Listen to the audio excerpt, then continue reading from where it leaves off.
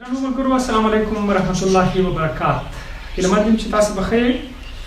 نن موږ تاسو د پښتو ګرامر ټولګي په ننني ټولګي کې په فعل بحث کوو. کله چې موږ تاسو د خپلواکو مورفیمونو بحث وکړ، له خپلواکو مورفیمونو موږ هغه ډلې وویشلې چې موږ ویلې یوه نومیزه ډله ده او بله فعلي ډله ده. په نومیزې ډلې کې خو موږ تاسو صفتونه، عددونه، نومونه او ټول د نور توکونه تشریح کړل. خو په فعلي ډله کې اوس به په فعل باندې بحث کوو چې فعل څه شی دی، د فعل ګردان څنګه کېږي، د فعل اشخاص کوم دي، د فعل زمان څه ډول دی او دې ته ورته نور مسایل. مخکې له دې چې هغه بحثونو ته لاړ شو چې فعل وویشو، اول موږ تاسې د فعل په تعریف باید پوه شو. که چېرته تاسې پخواني ګرامرونه لیدلي هلته به یې ویلي چې فعل هغه خپلواک مورفیم دی چې د یو کار په کولو دلالت کوي په یوې ځانګړې زمانې کې، مګر دغه تعریف د فعل لپاره جامع او معنی نه و.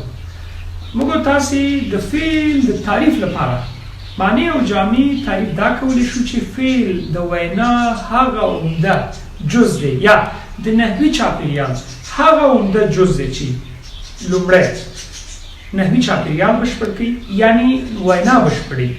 دویم د یو کار په کولو یا نه کولو دلالت کوي. دریم فعل که چېرته په یوې وینا کې نه وي نو مفهوم نیمګړی دی. نو په دې خاطر فعل د وینا د یوې ډېرې مهمې برخې په توګه باید موجود. په ټولې نړۍ کې که تاسو چېرته فکر وکړئ او د ټولې نړۍ ژبې مطالعه کوئ، د فعل دندې تقریبا سره ورته دي. یوازې توپیر یې په ګردانونو کې، د فعل په حالتونو کې، د فعل په ډولونو کې او همدارنګه د فعل په زمان کې کېدای شي توپیر وي. وجه دا ده چې هره ژبه خپل ځانګړی نحوي او مورفولوژیکي جوړښت لري. نو د هماغه مورفولوژیکي او ګرامري جوړښت په اساس هغه فعلونه هم تغیر کړي. نو پښتو ژبه چې دا هم د آریایي ژبو له ډلې هغه ژبه ده چې فعل یې د شخص له مخې ګردان کوي، فعل د حالت له مخې ګردان کوي او د زمان جنس له مخې هم ګردان کولی شي. مخکې مثلا زه یو څو لنډ مثالونه ولیکم، په حال زمانه کې به یې تعامل ولیکم. وایم چې زه ځم، صحیح. په راتلونکي زمانه کې زه به لاړ شم، دا د راتلونکي زمانې. او د تېرې زمانې یعنې ګوره ځم، لاړ شم، دا فعلونه دي. وایم چې زه تللی وم. موږ تاسې یو اصلي فعل لرو، یو مرستیال فعلي لرو. بیا په هغې باندې بېرته وروسته بحث کوو، خو دا یې فعلي خوا. راځو د فعل یا ورډ د اشخاصو خوا چې یاره فعل څو اشخاص لري. لومړی د فعل شخص، لومړی شخص چې دی هغه متکلم دی، دې ته موږ څه وایو؟ لومړی شخص.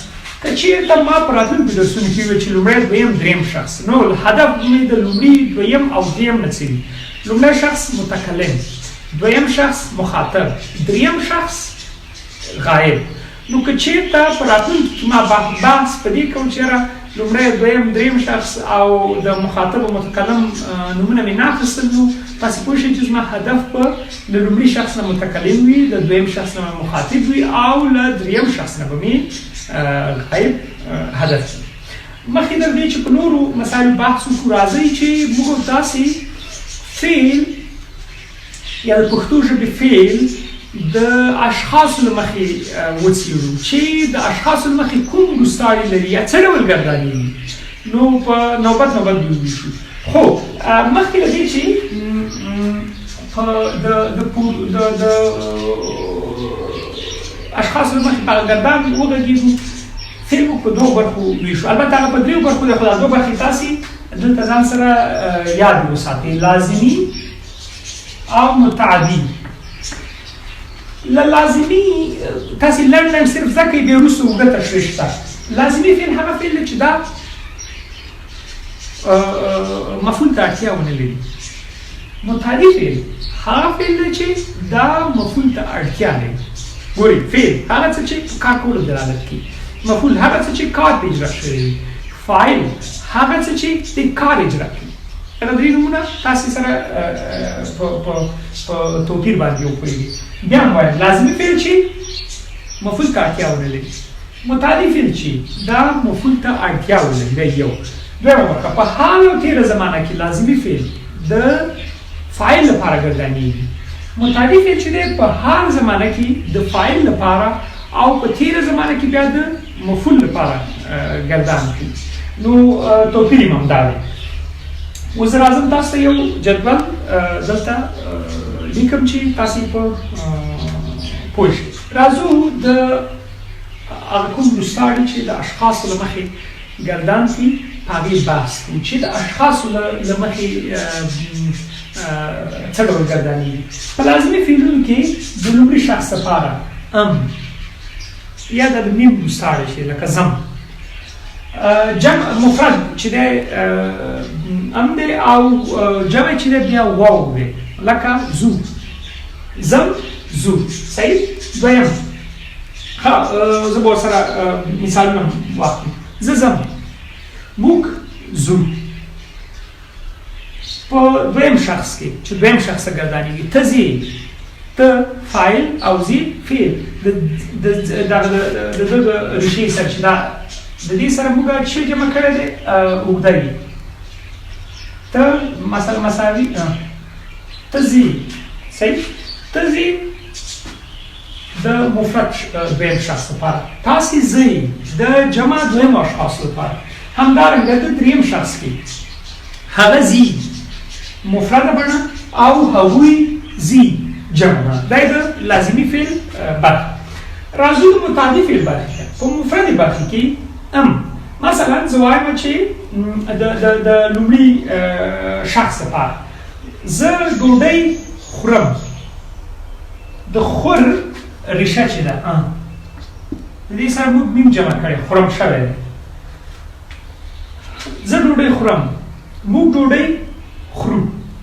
ته ډوډۍ خورې دویم مفرد شخص، تاسې ډوډۍ خورئ دویم جمع شخص.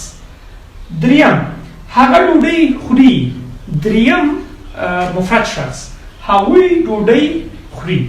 نو دغه وروستاړي چې دي د دغو پر بنسټ یو فعل د شخص له مخې ګردان کوي او همدغه ګردان دی چې په فعلونو کې تغییر راولي. هم به د مفرد و جمع په اساس بدلون ورته ورکوي، هم به د اشخاصو په اساس بدلون ورکوي.